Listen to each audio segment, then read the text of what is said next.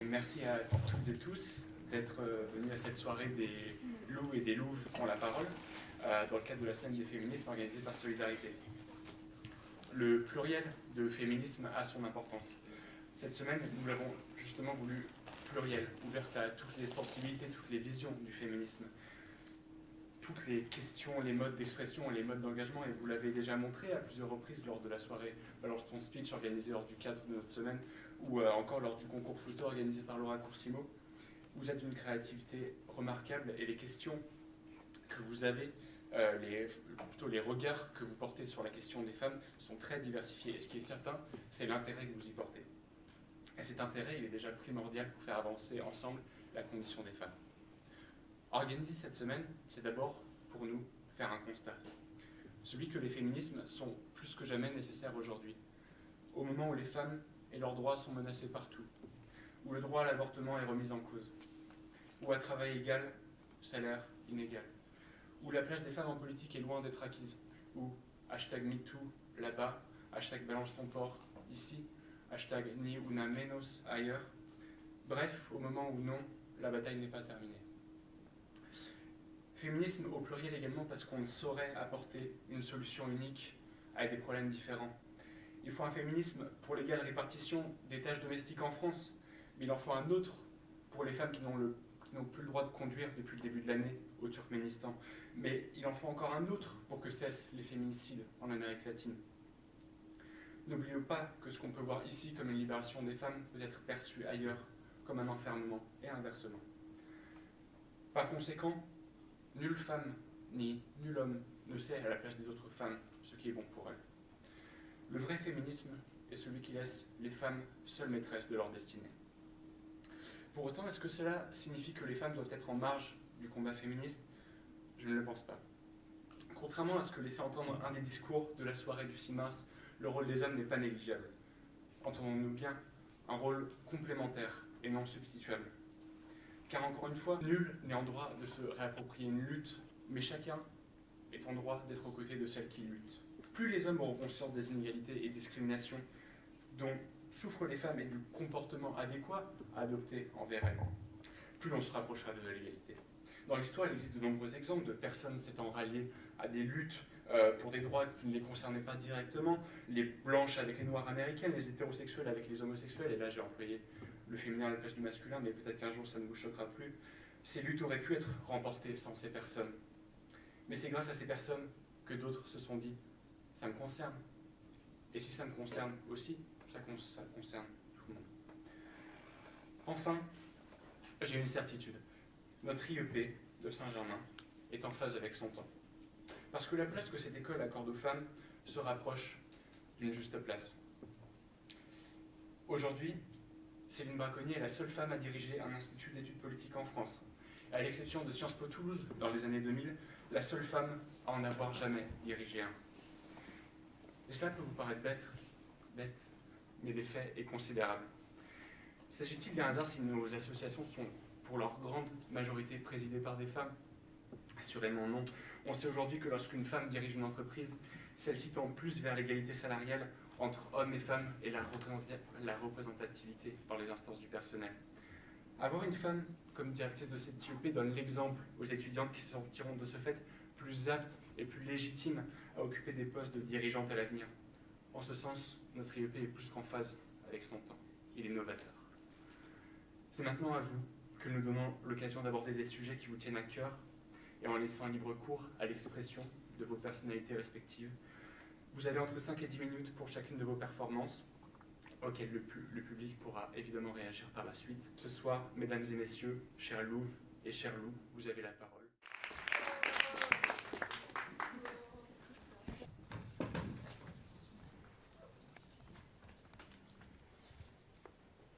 Le jour du discours à l'ONU, j'étais excitée. J'avais fait des expériences extraordinaires et rencontré des gens formidables. Mais j'étais restée moi-même. Une fille qui aime faire craquer ses articulations aussi fort qu'elle le peut et expliquer les choses au moyen de dessins.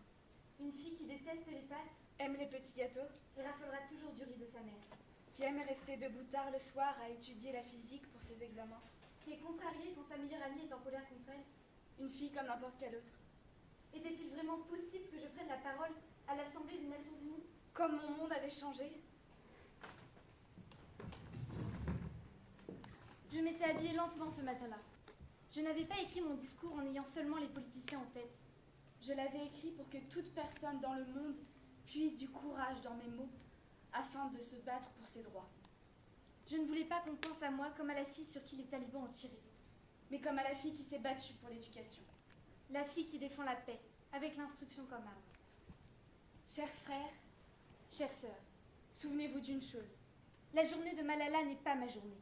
Aujourd'hui est le jour de chaque fille, chaque garçon, chaque femme qui fait entendre sa voix pour défendre ses droits. Des millions de personnes ont été tuées par les terroristes et des milliers ont été blessées. Je suis juste une d'elles, parmi tant d'autres. Ainsi, me voici, une fille parmi beaucoup d'autres. Je ne parle pas en mon nom, je n'élève pas la voix pour pouvoir crier, mais pour que ceux qui n'ont pas de voix puissent être entendus. Ceux qui se sont battus pour leurs droits. Leur droit à vivre en paix. Leur droit à être traités avec dignité. Le 9 octobre 2012, les talibans ont tiré une balle sur le côté gauche de mon front. Ils ont tiré sur mes amis également. Les terroristes pensaient qu'ils pourraient changer nos buts et mettre fin à nos ambitions. Mais rien n'a changé dans ma vie, sauf ceci.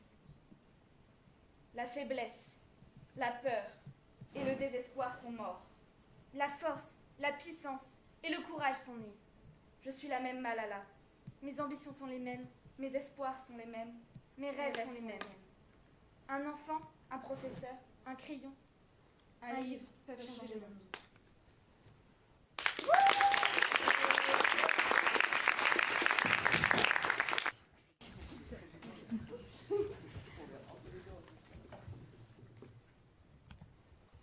Être femme. Pas besoin de faire de punchline, en soi c'est déjà une bête de phase. Je veux dire, ça en dit long. Mais si je fais ça, vous allez me téma comme une bête de foire, alors je me dis autant faire le taf. Mais avant d'aborder un tel sujet avec un audace trop hâtif, ce qui fait la qualité et le défaut d'un Arnold orateur, je vous dois d'évoquer mes difficultés avec mes collaboratrices.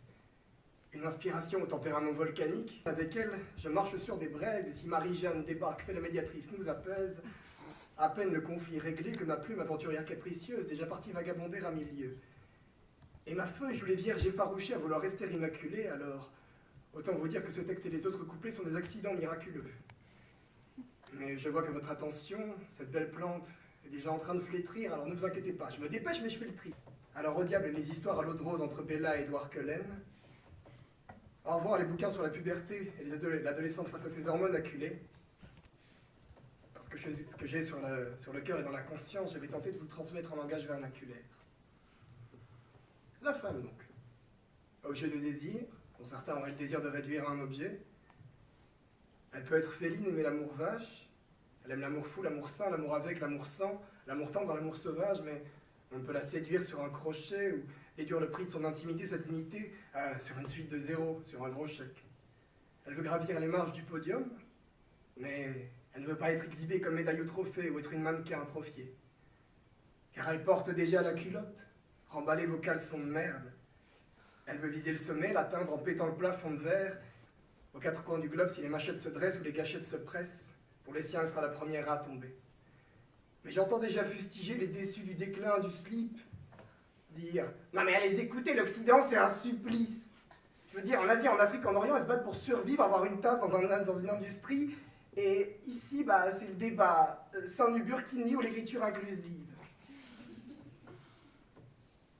Alors certes, ce ne sont pas les mêmes armes ni les mêmes adversaires, mais au fond c'est un peu le même combat. Que ce soit du racisme et de la misogynie pour une Taubira, ou la froideur du calibre et le déchaînement d'un génocide pour une Rohingya, ce qu'elles veulent, c'est, lorsque la mémoire de leur corps en poussière s'estompera, que ce pourquoi elles se sont battues, ce qu'elles ont subi, soit gravé dans la roche, que ce soit des livres d'histoire, une constitution, une pierre tombale. Qu'on cesse de dire game over parce qu'on est né avec une paire d'ovaires. Qu'on peut être révolutionnaire ou défenseuse du capital, gangsteuse ou magistrate, qu'on peut designer des abribus, des appuis-têtes ou des habitats. Mais bon, Je vais cesser d'ergoter car je commence à voir le flot d'un verre d'eau. Et je vais finir par faire honneur à mon duo favori mère-sœur, que je dois remercier de m'avoir supporté moi, sacré marsouin, et de m'offrir une superbe vue de l'intérieur d'une femme en immersion, et je parle pas d'utérus. Et mon ex-compagne qui m'a montré que l'on peut tenir à bout de bras, amis et famille, d'une main de fer, qu'on peut être incassable, mais plié, être fragile comme le roseau, un être humain de fait.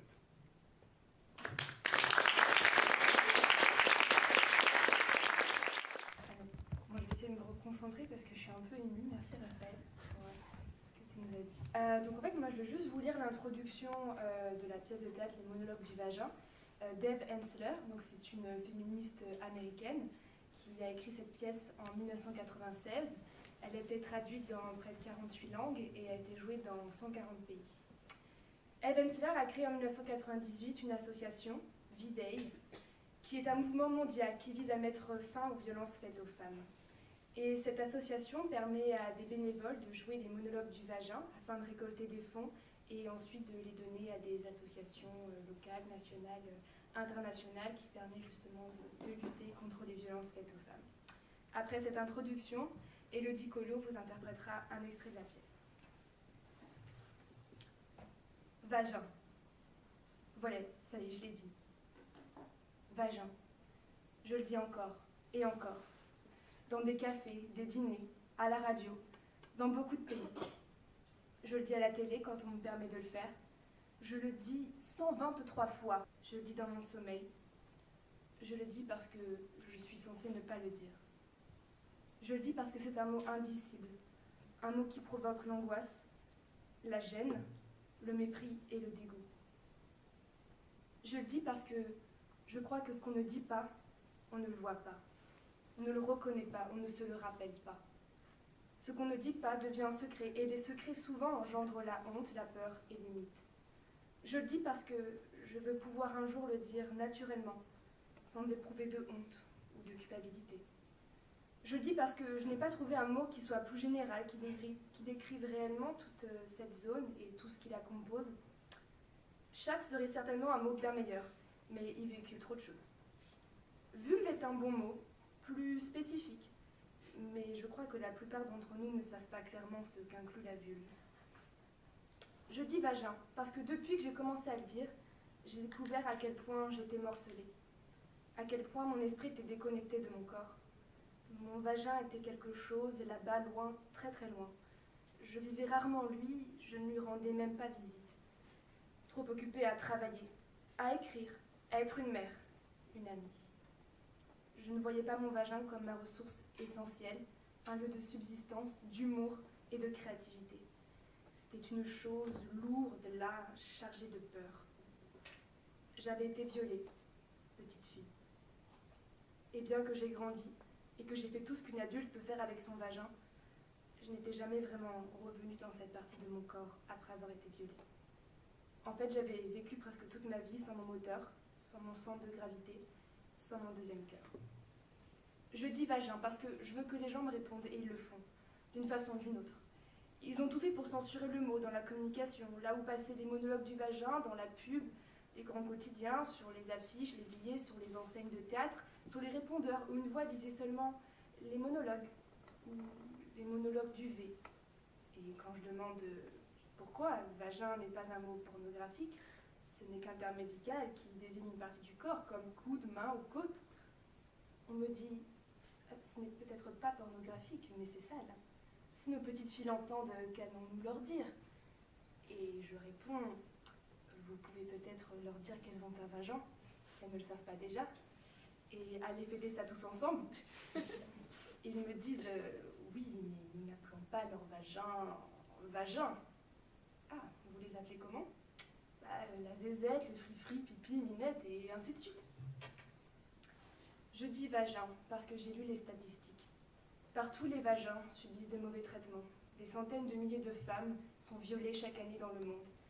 100 millions de femmes ont subi des mutilations génitales. La liste est longue. Je dis vagin parce que je veux que cessent ces horreurs. Et je sais qu'elles ne cesseront pas tant que nous n'admettrons pas qu'elles existent. Et le seul moyen de le savoir, c'est de permettre aux femmes de parler sans peur d'être punies ou sanctionnées. fait peur de dire le mot vagin pour la première fois. Vous avez l'impression de vous écraser contre un mur invisible. Vagin. Vous vous sentez coupable et en tort, comme si quelqu'un allait vous frapper. Et puis, peu à peu, quand vous avez dit le mot une centaine ou un millier de fois, il vous apparaît que c'est votre mot, votre corps, votre moi le plus essentiel. Et vous prenez soudain conscience que toute la honte, toute la gêne que vous éprouviez avant en disant ce mot n'était qu'une façon de réduire au silence votre désir et de saper votre ambition. Alors ce mot, vous commencez à le dire de plus en plus. Vous le dites avec une sorte de passion, une sorte d'urgence, parce que vous sentez que si vous cessez de le dire, la peur va à nouveau s'emparer de vous et vous allez retomber dans le murmure embarrassé. Alors vous le dites chaque fois que vous le pouvez, vous le placez dans toutes les conversations. Vous êtes tout excité par votre vagin. Vous voulez l'étudier, l'explorer, faire sa connaissance, apprendre à l'écouter et à lui donner du plaisir pour qu'il reste en bonne santé et garde sa force et sa sagesse. Vous apprenez à le satisfaire vous-même, puis vous expliquez à votre amant comment le satisfaire. Vous êtes consciente de votre vagin tout au long de la journée, où que vous soyez, dans votre voiture, en faisant les courses, à la gym, au travail. Vous ressentez cette partie de vous entre vos jambes précieuses, superbes, donneuses de vie, et ça vous fait sourire, ça vous rend fier. Et quand de plus en plus de femmes diront le mot, le dire ne sera plus un problème. Il fera partie de notre vocabulaire, partie de notre vie. Nos vagins seront alors intégrés, respectés et sacrés. Ils feront enfin partie intégrante de nos corps, connectés à nos cerveaux, alimentant nos esprits. La honte disparaîtra et les violations cesseront. Parce que les vagins seront visibles et réels et qu'ils seront associés à un discours féminin plein de puissance et de sagesse. Nous avons un long voyage devant nous et ceci, c'est le commencement du voyage.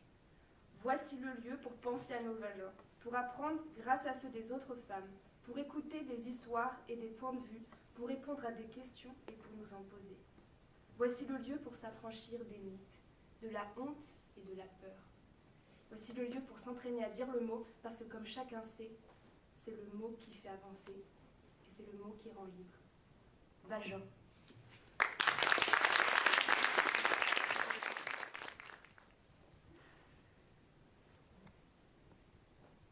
Là, en bas, vous savez ma petite, je ne suis pas allée voir depuis 1953. Non, rien à voir avec la victoire d'Eisenhower aux élections. Vous voyez, c'est comme une cave, plutôt à mon âge, c'est humide, c'est moisi. On n'y va plus. Enfin, on sait que c'est là, mais on le laisse tranquille. Non, il y a personne qui a envie d'aller voir, croyez-moi. Mais il n'y a rien d'exceptionnel qui s'est passé là-bas. Pas d'explosion, pas d'incendie, rien de grave. Hein. Mais... oh, il y a bien eu...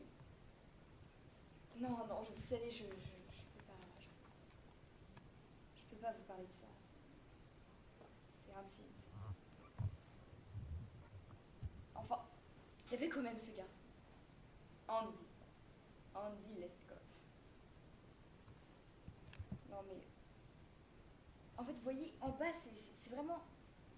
on sait que c'est là, mais on veut l'oublier. C'est utile. Ça là, il y a juste l'odeur qu'on ne peut pas supporter, mais bon, sinon, c'est là. C'est comme dans une maison. La cave, c'est toujours utile, sinon ce serait la chambre qui serait au sous-sol. Mais on l'oublie. Et on apprend à faire avec. Hein? Ah oui, pardon, je m'éloigne de mon sujet, excusez-moi. Andy. Oui, je le trouvais très mignon. Oui, enfin. Il était grand comme moi, oui, à l'époque, j'étais encore grand. Avant que la vieillesse ne me rapetisse. En tout cas, je l'aimais vraiment, vraiment bien. Il était sacrément mignon. Alors une fois, il m'a invité à sortir dans sa Chevrolet blanche toute neuve. Ah, à l'époque, c'était la classe. Un garçon, pas pour moi, ça c'est sûr. Mais bon, j'y suis quand même allée et puis je me suis assise dans sa voiture et mes jambes étaient trop grandes. Elles frottaient contre la boîte à gants. Moi, je triturais mes genoux, je savais pas trop quoi faire, vous savez, comme une jeune fille de son âge. Puis d'un seul coup, il s'est penché vers moi. Puis, vous savez, il m'a offert un de ses baisers d'autorité, comme on voit comme dans les films, quoi. Et ça m'a excitée. Ah ouais, ça m'a tellement excitée, en fait, pour tout vous dire, que en bas, il y a eu une inondation. Ah ouais, une sacrée inondation. Ouais, vous savez, si je pouvais remonter le temps, si je pouvais juste... Ça aurait tellement changé ma vie, juste pouvoir contrôler, vous savez, ce flot de passion qui jaillissait de moi. Juste l'arrêter. Mais j'ai pas pu. Alors il est sorti, il a traversé ma culotte et il s'est allé sur son siège, de sa Chevrolet blanche toute neuve. Il était content. Non, ça coulait, j'arrivais pas à l'arrêter, et puis il a vu, c'était pas du pipi, hein, mais en tout cas pour lui, ça sentait pas bon, quoi. Donc il a dit que ça sentait comme du lait qui avait tourné, que j'étais pas une fille normale, que je puais. Genre agréable à entendre. Et puis, moi j'étais toute gênée. J'avais acheté une petite robe, vous savez, ces petites robes, mais quand on est jeune encore, quand on n'a pas de varice. Elle était orange, avec de belles fleurs jaunes. Je l'avais achetée pour l'occasion. Puis j'y avais tellement paniqué, j'avais pris ma robe, j'avais frotté la tache, espérant qu'elle sente, quelle idiote. C'est pas du tout en aller, du coup j'ai foutu une robe en l'air. Oui, parce qu'elle était devenue horrible, je l'ai plus jamais remis. En plus, vous aimez bien le souvenir qu'elle me renvoyait. Du coup, on a gardé le silence dans la voiture. Il m'a déposé. Et à partir du moment où j'ai claqué la porte de la voiture, j'ai claqué la porte d'en bas pour toujours. Ah oui, cessation d'activité. Plus personne n'y allait. Oui, non, je rigole pas. Oui, j'ai eu des copains. Comme quand on est gamine, quoi. Mais bon, je suis plus jamais laissée aller, quoi. Et puis, de toute façon, je faisais des rêves. Ah, des rêves. C'est plein. Ouh. Dans ces rêves, il y avait toujours Burt Reynolds. Alors, je sais pas pourquoi Burt Reynolds, hein. Il me faisait pas grand effet dans la vie quotidienne, mais dans mes rêves. Oh, mon Dieu, l'orgasme. Non, vraiment, dans mes rêves, ça surpassait tout. Il y avait toujours Burt et moi. Ah, sacré Burt. En tout cas, à chaque fois, on allait dans un casino. Vous savez, ces somptueux restaurants. Ils étaient tous habillés en habits super chic. J'étais pas du tout à ma place, mais moi, pour une fois, j'avais cette belle robe. Puis il était à côté de moi. Il y avait tous ces serveurs super chics. J'étais à table. Il m'offrait une orchidée, je l'épinglais sur ma veste. On dégustait des crevettes, vous savez, ces crevettes grosses et monstrueuses là, qu'on mange comme ça avec un petit cocktail, un petit mojito. C'était fort sympathique. Et puis, il y avait plein de gens chics autour, et lui, au bout d'un moment, il se penchait sur moi pour m'embrasser. Et là, d'un seul coup, tout se mettait à trembler. Tout. Le restaurant, tout. Et puis, il y avait des pigeons qui sortaient dessous les tables. J'ai jamais compris ce que faisaient les pigeons ici, mais ils y étaient. Et puis là, l'inondation commençait. Ah, ça coule, hein, bouh. C'est bien dans les rêves, mais bon, ça coulait. Et puis, il y a des petits bateaux, il y avait des poissons. J'ai jamais compris pourquoi non plus. Mais dans tous les cas, il y avait Burt Reynolds qui était face à moi, qui me regardait avec son regard. Je n'oublierai jamais. Il me regardait et me disait, tu m'as encore fait le coup. Alors moi, j'étais un peu con face à lui, je ne sais pas trop quoi dire. J'avais encore fait le coup. Ça a coulé, quoi. Puis il y avait des gens autour, ces gens chics là en costume 3 pièces, qui me regardaient avec le jusque-là, puis il y avait Dean Martin qui passait en faisant la brasse.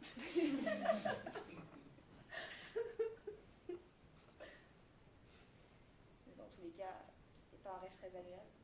De toute façon, maintenant je fais plus de rêves. Depuis qu'on m'a tout retiré en bas. Utérus, vagin, j'ai pas compris, ovaire. Fermé. Non. Ah, le chirurgien, pour rigoler, il m'a regardé et m'a dit, ah bah quand on s'en sert pas, on garde pas. Ouh, quel humour délicat. Non, en vérité, j'ai appris que j'avais un cancer. Et de toute façon, vous savez, c'est pas très utile. C'est surfait. Et excusez-moi. Non, oui. Bah, vous savez, c'est peut-être stupide, mais c'est la première fois que je raconte ça à quelqu'un. Bah déjà, ça va un petit peu mieux.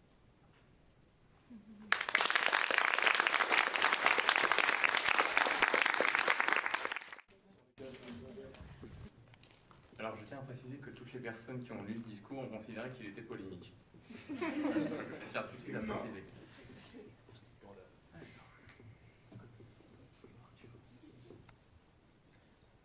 Je vais vous raconter une histoire. C'est celle d'un père de famille. Il a une femme, 2 enfants, dont un fils de 12 ans. Lorsqu'il l'éduque, il lui apprend le respect des femmes.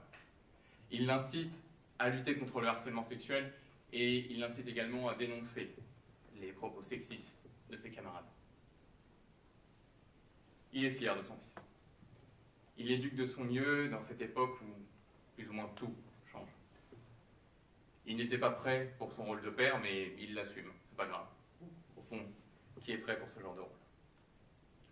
Un jour, il arrive au travail et ouvre son compte Twitter où il voit qu'il a été tagué sur le hashtag Balance ton porc. Son deuxième enfant, qui a à peine 6 mois, ne fait pas ses nuits. Il est fatigué, il n'a pas regardé les informations. Il ne connaît pas Balance ton porc. Il ne connaît pas non plus Harvey Weinstein et il ne comprend pas ce qui lui arrive. Lorsqu'il va manger, ses collègues l'évitent, ne le regardent plus, mais il sent leurs paroles dans son dos. Son supérieur veut le voir. Lui dit qu'il est au courant et lui dit que ce qu'il a fait ne correspond pas à l'image de l'entreprise. Dans les bureaux, tout le monde l'entend crier. Il nie, il s'insurge, il demande des explications. Il demande à voir la personne qui l'a accusé. Pourtant, au final, il est seul. Seul face à ses collègues, seul face au carton dans son bureau, seul face à la puissance d'Internet qui l'accuse, et au final seul face au regard de son fils. Est-ce que cette histoire est vraie? J'en sais rien. Peut-être, oui, sans doute. Est-ce que la femme qui l'a accusé a dit la vérité? Oui, non, j'en sais rien non plus. Combien d'hommes ont été accusés à tort sur Balance ton porc ou MeToo? Je n'en sais rien. Est-ce qu'il y en a eu? Je n'en sais rien non plus. Au final, personne ne le sait. Pourquoi personne ne le sait? Parce qu'il y a eu des dénonciations d'hommes sans témoins, des accusations sans preuves et des sentences sans jury. Internet s'est débrouillé tout seul pour accuser des hommes, les juger et leur appliquer une sentence. Combien de femmes ont menti sur Balance ton porc ou MeToo? Cette question est polémique, oui, mais elle doit être posée. Combien de personnes ont utilisé ce moyen d'émancipation de la parole de la femme dans un but personnel? À nouveau, c'est impossible à savoir car il n'y a eu aucune preuve, aucun témoin, aucun jury. Balance ton porc permet d'accuser librement des hommes et de les envoyer à l'abattoir. Donc à toutes les personnes qui soutiennent inconditionnellement Balance ton porc ou MeToo, laissez-moi vous poser quelques questions. Où est passée la présomption d'innocence? Où est passée l'indépendance de la justice? Balance ton porc se donne la forme d'un tribunal sans en respecter le fond. Balance ton porc utilise la force d'Internet et la honte d'être tagué pour humilier et détruire des hommes. À aucun moment, je ne remets en cause l'apport positif de Balance ton porc. Il a permis de libérer une parole méprisée depuis des années. Mais il n'existe que parce que le système judiciaire occidental est imparfait et n'écoute pas les victimes d'harcèlement sexuel. En essayant d'amener la justice sur Internet, il a oublié ce qui faisait l'essence même de la justice. L'égalité. Le respect de l'accusé et surtout l'assurance d'un traitement équitable entre les deux parties. Sur Internet, l'accusé est déjà coupable et l'accusatrice déjà une victime. Je ne dis pas non plus que de nombreuses femmes ont menti. Je n'en sais strictement rien. Et personne ne peut savoir. Peut-être qu'il n'y en a eu aucune. Peut-être qu'il y en a eu 2. Peut-être qu'il y en a eu des milliers. Je dis juste, et c'est le seul message de discours, qu'il ne faut pas oublier l'hypothèse que certaines personnes aient pu utiliser Balance ton porc dans leur intérêt personnel et non pour dénoncer du harcèlement. La semaine dernière, lors de la présentation de la soirée Women Safe, j'ai entendu que le concours d'éloquence était placé sous le signe de la bienveillance. C'est oublier les erreurs, les cacher sous un voile pudique que de croire que l'on puisse parler de toutes les conséquences du féminisme, comme Balance ton porc ou MeToo, qu'avec bienveillance. Balance ton porc n'est pas bienveillant. En tout cas, il n'est pas que bienveillant. Balance ton porc est un outil imparfait, et croire que cet outil n'a pas de défaut, c'est être soit aveugle, soit volontairement occulté des violences faites aux hommes. Balance ton porc a-t-il laissé une chance aux hommes de protester? Non. De s'expliquer? Non. Simplement de se défendre? Non plus. Alors oui, militer pour le féminisme, c'est militer pour le progrès. Mais non, toutes les conséquences du féminisme, et je compte parmi celles-là, Balance ton porc et MeToo, ne sont pas bonnes. Non, toutes les accusations ne sont pas forcément vraies, et non, toute la bienveillance du monde ne fera pas oublier que Balance ton porc fait aussi des victimes. En soi, je pense qu'on est tous d'accord pour dire que, quoi qu'il en soit, quel que soit le positionnement, la radicalité, elle pose problème. La radicalité de soutenir à fond un truc, forcément, tout a des limites. Et je suis d'accord avec toi, Balance ton porc a des limites. Non, des fois nous-mêmes, on ne choisit pas la manière dont on fait notre discours, enfin la forme des fois s'impose à nous-mêmes. Je trouve que c'est une question sur laquelle on a le droit de s'énerver parce que je trouve ça totalement dommage qu'il y ait que des personnes comme Éric Zemmour qui ont juste voulu faire une polémique et qui ont utilisé la critique de Balance ton porc juste pour provoquer et se foutre de la gueule d'énormément de personnes. Et je trouve que ça a décrédibilisé en fait toute la potentielle critique de Balance ton porc. Parce que effectivement, quand tu compares Balance ton porc à la dénonciation des juifs, c'est juste honteux et tu peux pas comparer ça comme ça. Mais je trouve qu'il y a quand même une nécessité de critiquer Balance ton porc. Mais je pense qu'on peut être énervé. Enfin, je pense qu'on ne peut pas être bienveillant lorsqu'on parle forcément de choses graves. Et donc, voilà. Non. Fidèle à elle-même, Juliette va aborder le thème du sport. Ok, donc je pense qu'on a tous un peu besoin de respirer. Bravo. Donc il y a des épreuves et des classements pour les femmes et des épreuves et des classements pour les hommes. Et c'est basé sur des faits scientifiques, donc que hommes et femmes ont en général pas les mêmes capacités physiques. Bon, alors ça, même s'il y a toujours des exceptions, hein. Mais du coup, ce sont des épreuves différenciées qui sont plus difficiles pour les hommes, parce que les hommes ont plus de muscles, donc ils font des meilleurs records, etc. Ok. Toutefois, il existe plusieurs inégalités hommes-femmes dans le sport qui ont tendance à nous titiller, voire à m'énerver un peu beaucoup. Donc, par exemple, comme on le sait tous, dans les médias, il y a une réelle hiérarchie entre les sports, donc selon le type de sport, donc vive le foot, hein, mais surtout selon les catégories hommes-femmes, avec une sous-médiatisation des compétitions de sport des équipes féminines. Donc ceci est un premier fait, ok. Mais je vais me concentrer plus généralement à la mixité dans les disciplines. Donc alors que historiquement le sport était surtout réservé aux hommes, on a quand même progressivement ouvert des sports aux femmes, et ceci dans les compétitions et tant mieux. Toutefois, il y a encore beaucoup de chemin à faire. Donc il y a des sports qui sont dans les règlements officiels des compétitions et encore non mixtes. Donc aux Jeux Olympiques d'été, l'épreuve de lutte gréco-romaine est par exemple réservée uniquement aux hommes. Et à l'inverse, la gymnastique rythmique et la natation synchronisée sont exclusivement réservées aux femmes, alors qu'à l'opposé de tout ça, par exemple, l'équitation est la seule discipline totalement mixte. Donc du coup, je vais me concentrer un peu sur ce sport qui me tient tant à cœur, qui est la natation synchronisée. Donc ce sport qui combine danse et natation nécessite du physique, parce qu'il faut de l'apnée, de la puissance, mais en plus de certaines notions artistiques. Donc la natation synchronisée est considérée et réservée aux filles parce qu'il faut un sens artistique, de la douceur et de la souplesse, exprimer des émotions, en gros toutes les valeurs féminines socialement admises. Et au niveau de la synchronisée, il y a eu du progrès. Donc l'épreuve de duo mixte a fait son apparition il y a quelques années dans les compétitions internationales. Et franchement, vous pouvez aller voir les vidéos sur YouTube des duos mixtes, surtout les Russes, c'est super, c'est vraiment magnifique.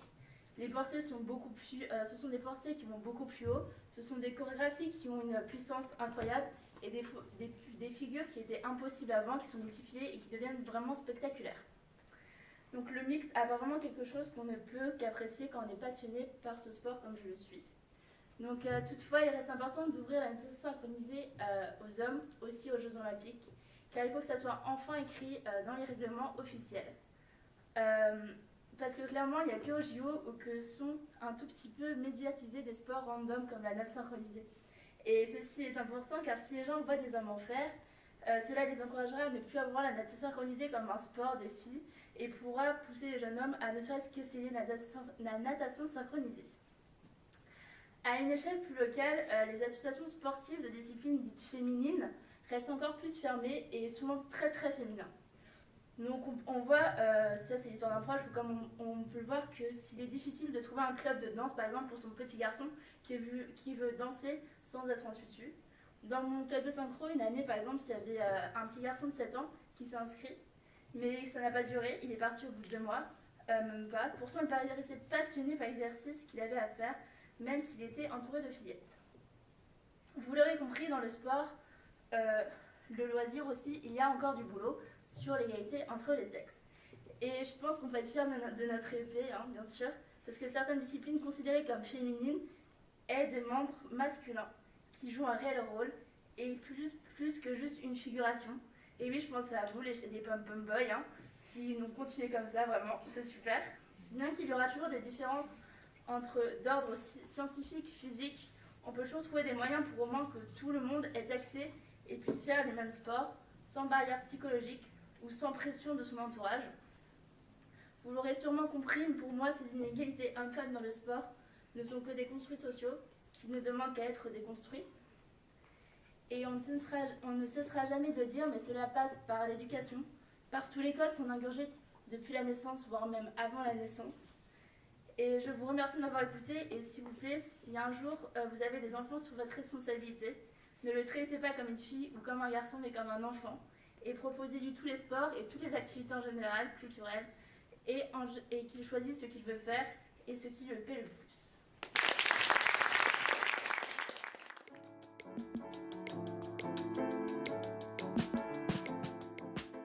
Si vous avez une réaction, des choses à dire, pour ou pas d'accord avec son mouvement. Je trouve qu'on n'a pas assez parlé de l'égalité entre les femmes, qui n'est pas réelle. Les femmes des pays en développement et les femmes de couleur et les femmes parfois qui ont une certaine religion souffrent d'autres discriminations que les femmes blanches n'ont pas, et je pense qu'on n'en parle pas assez. C'est les deux points qui pour moi sont imparfaits dans ce en libérant les femmes et en rendant le fait que être féminin ce sera plus vu comme être un truc négatif, ça va tout de suite libérer les hommes. Et du coup je pense que c'est un des effets secondaires en quelque sorte du féminisme, de libérer les hommes. Je suis vachement d'accord avec toi sur le côté, si on libère la femme, il y aura un ruissellement aussi de la femme vers le masculin qui permettra. Et donc c'est là où est-ce qu'on arrive à, par contre, une égalité quand c'est quoi? C'est égalité des droits, égalité en traitement, ou est-ce que c'est égalité tout court pour qu'ils puissent avoir les mêmes caractéristiques ou avoir le droit de les avoir? C'est une question. Enzo. Dans son discours, elle dit, sous-entendu, qu'une discussion qui se fasse qu'entre femmes, c'est pas une discussion féministe. On s'en fout qu'il y ait le nombre de femmes, d'hommes et tout. Et en plus de ça, il y a plein de groupes où les gens sont plus à l'aise à parler entre femmes ou entre hommes. Et moi, je pense que c'est pas quelque chose qui dessert à la cause. Alors après, pour te répondre, je pense qu'il faut la replacer dans le contexte. Elle est quand même aux Nations Unies. Bien sûr, et donc elle parle devant une assemblée. Le fait qu'elle parle aux Nations Unies, alors je pense qu'il faut la remettre aussi dans le fait qu'il y avait des hommes autour. C'est-à-dire, elle veut pas juste s'arrêter à une libération de la femme. Et c'est vrai qu'il y a beaucoup d'hommes qui disent bah ouais, moi le féminisme ça me dérange pas plus que ça, mais je me sens pas féministe parce que je me trouve pas légitime. Et je pense que c'est exactement ce qu'elle veut dire dans son discours. C'est plus bah voilà, les hommes ont autant le droit de se réclamer féministes. Et en fait, c'est vraiment un sentiment qu'il n'y ait aucune exclusion en fait. Je pense que c'est plutôt quelque chose contre l'exclusion que quelque chose qui est contre, oblige. Voilà, enfin ça vaut pour beaucoup d'autres choses, je pense aussi. D'autres interventions, dis-moi. Alors là en fait comme on sait même pas distinguer l'inné de l'acquis, on sait même pas si les caractéristiques qui apparaissent féminines ou qui apparaissent masculines relèvent d'un caractère génétique ou pas.